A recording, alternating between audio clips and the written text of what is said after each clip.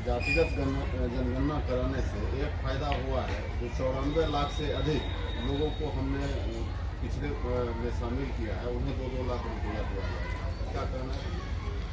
पहली बात कि जो जातिगत जनगणना नहीं सर्वे हुआ, उसमें जो जानकारी निकल कर आई तो वो ये बात को दिखाती है कि पिछले 30-35 सालों में जाति के नाम पर राजनीति होने के बावजूद समाज के जो वर्ग जातिगत आधार पर पीछे छूट गए, आर्थिक नजरिए से पीछे छूट गए, उनकी स्थिति में, उनकी भागीदारी में कोई परिवर्तन नहीं आया है।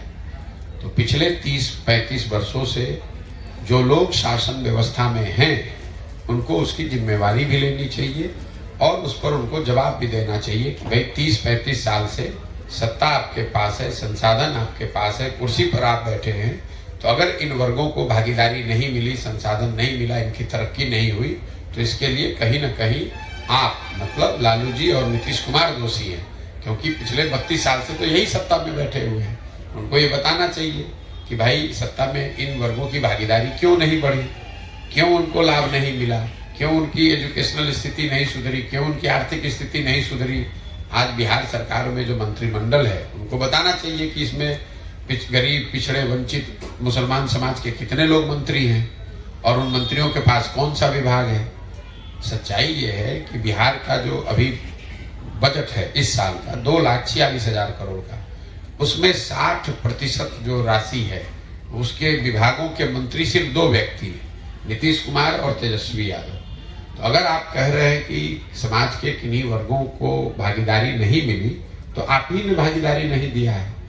नीतीश कुमार, तेजस्वी यादव को कौन रोक रहा है कि गृह मंत्री आप किसी मुसलमान को बना दीजिए, दलित को बना दीजिए, अति पिछड़े को बना दीजिए, शिक्षा, स्वास्थ्य, पथ निर्माण, ग्रामीण विकास, ये सब मंत्रालय दीजिए इन समाज के लोगों को। कोई रोक तो रहा नहीं है, लेकिन इनको देना तो है नहीं, जबरदस्ती का एक कहानी कहना है। दूसरी बात जो आपने कही, घोषणा हुई है कुछ पैसे ट्रांसफर करने की, पैसा ट्रांसफर करना चाहिए, अगर सरकार के पास साधन है तो करना चाहिए।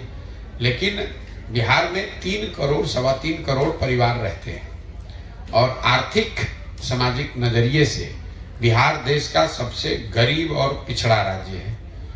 यहाँ पर 80% लोग, 100 में 80 आदमी आज भी दिन का 100 रुपया नहीं कमाता है। ये आंकड़ा याद रखिए। बिहार में प्रति व्यक्ति आय है 34-35 हजार रुपया, देश में प्रति व्यक्ति आय है 1,35,000 रुपया। तो अगर आप कह रहे हैं कि उसमें से जो सबसे गरीब है उसको हम मदद कर रहे हैं, तो कीजिए मदद, उससे कोई दिक्कत नहीं, होना चाहिए। सरकार के पास अगर साधन है और ईमानदारी से अगर उन लोगों की कुछ मदद होती है तो उसका स्वागत करते हैं। लेकिन इस तरह के रेवड़ी बांटने से कुछ होने वाला नहीं है।